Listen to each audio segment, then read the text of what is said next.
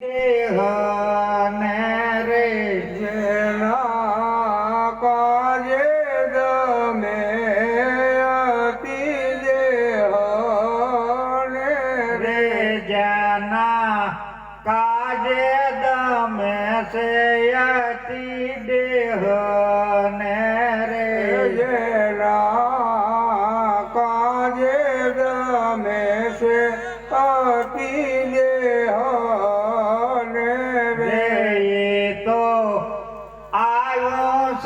મારા હાથ મને વાલો વિસારા નવ વિસરે રે સોયાયું છે મારે હાથ મને વાલો વિસારા નવ વિસરે જેને સત્ય નામ જેના હાથમાં આવી ગયું હોય એ પછી ક્યારેય આ દેહને દમતા નથી. નહીં જપ કે નહીં તપ, નહીં તીરથ કે નહીં વરાત કે નહીં કોઈ યોગ કે યજ્ઞ, સદગુરુ પરમાત્માએ આપણને જે કાંઈ માર્ગ બતાવ્યો છે એ સીધો, કોઈ મહેનત નહીં, વર્તનનું જ પરિવર્તન લાવવાનું.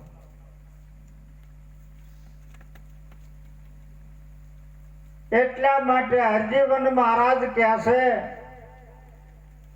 કે સત્ય વસનના સ્મરણ સિવાય આ શીત શુદ્ધ ન થાય અને મટે ને આ મોહ ને અવિદ્યા. આ હરજીવન મહારાજ આ કઈને વયા ગયા,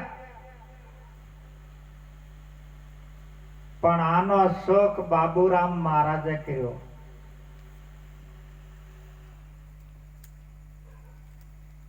બાબુરામ મહારાજ એમ કહે છે કે આ સત્ય વસનનું સ્મરણ કેવી રીતે થાય,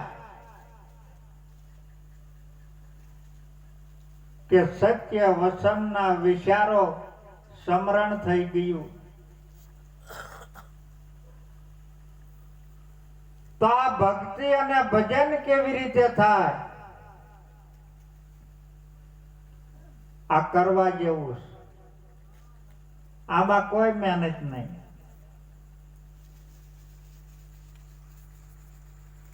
એટલે બાબુરામ એમ કહે છે કે સત્ય વસનના ભાવ ભજન થઈ ગયું. કાંઈ મહેનત નહીં, વિચારને જ પલટાવવાના છે, પરિવર્તન લાવવાનું છે. તો ભક્તિ કેવી રીતે થાય? કે સત્ય વસનનું વર્તમાન ભક્તિ થઈ ગઈ. આ સંતો આપણને સીધો માર્ગ બતાવે. ક્યારેય એમ ન કે હાજે 5 માળા કરજે અને સ્મરણ કરજે એટલે તારી ભક્તિ થાય. એમ ભક્તિ નથી કીધી, વિચાર પલટાવવાના છે.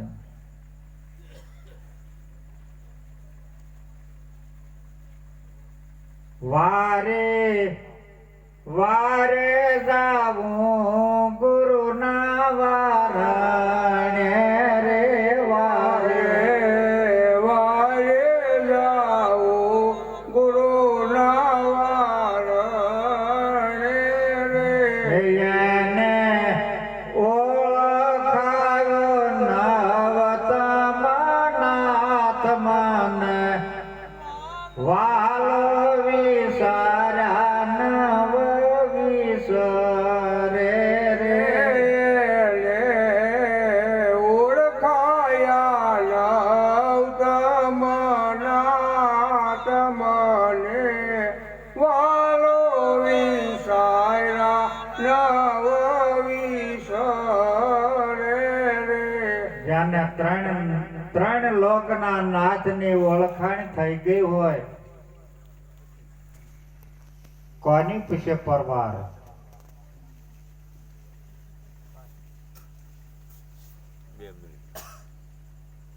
એટલા માટે નિરાજ મહારાજે વારે વારે જાવું ગુરુના વારને, જેને ઓળખાવ્યા નવતમ નાથ.